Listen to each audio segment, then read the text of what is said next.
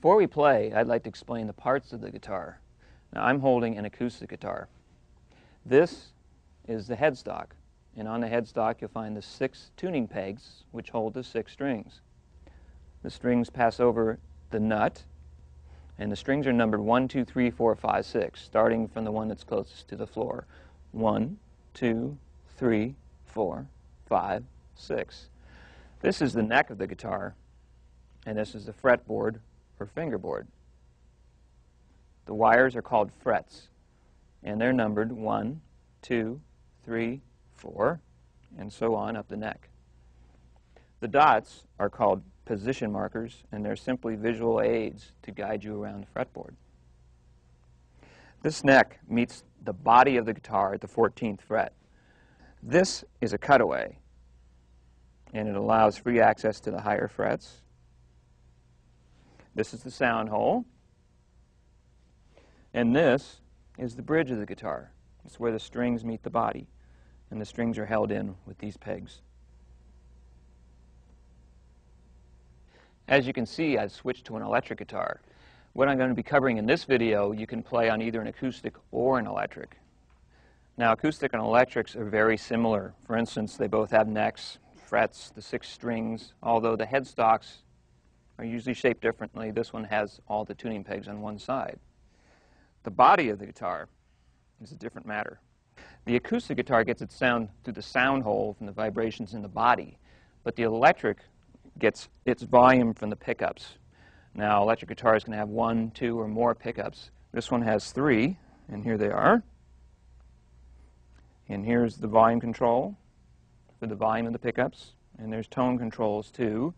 This is the selector switch for selecting which pickup you want at any given time. This funny thing is called a whammy bar, and it raises or lowers the pitch of the strings, like so, for subtle or wild effects. This is the jack. It's where you plug your guitar cord into, which leads to the amplifier.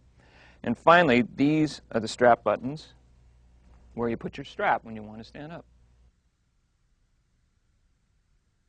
While in a seated position, most guitarists rest their instrument on their right leg and keep the neck horizontal to the floor, not up and not down. Sit up straight but relax, and don't be afraid to have your right arm resting on the top of the instrument. Now, a guitar can be plucked with either your fingers or a pick, but for this video I'm going to be using a pick. To hold the pick, get your hand in position like you're going to turn a key in a doorknob. Place the pick between the thumb and the index finger so the point sticks out. Bring it into the instrument, and you can make fine adjustments until you're comfortable. Now I'm going to talk about tuning the guitar. To tune your strings, you need to adjust your tuning pegs to raise or lower the pitch until they're in tune. For instance, lower or higher in pitch. Starting with the lowest string, string number 6, this is called low E.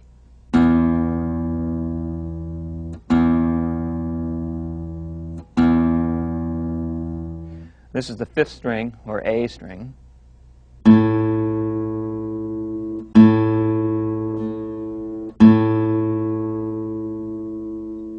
Next is the 4th string, or D string.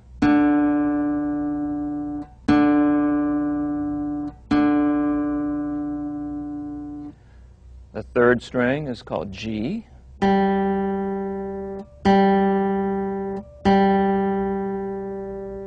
Second string is B.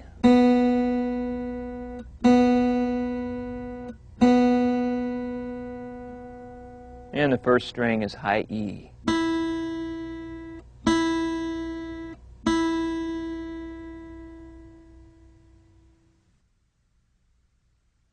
Before we go any further, it's important to understand a few musical terms.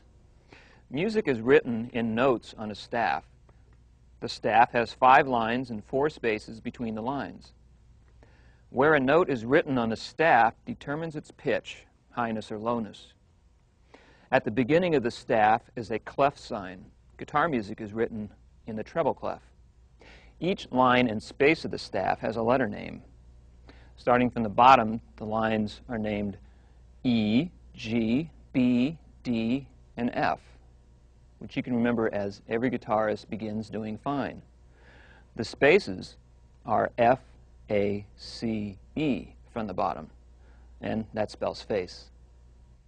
The staff is divided into several parts by bar lines. The space between two bar lines is called a measure. To end a piece of music, a double bar is placed on the staff. Each measure contains a group of beats, and beats are the steady pulse of music. The two numbers placed next to the clef sign are the time signature. The top number tells you how many beats are in one measure. The bottom number of the time signature tells you what kind of note will receive one beat, in this case, the quarter note. Notes indicate the length or number of counts of musical sound. There are whole notes, which receive 4 beats. The half note receives 2 beats, and the quarter note gets 1 beat.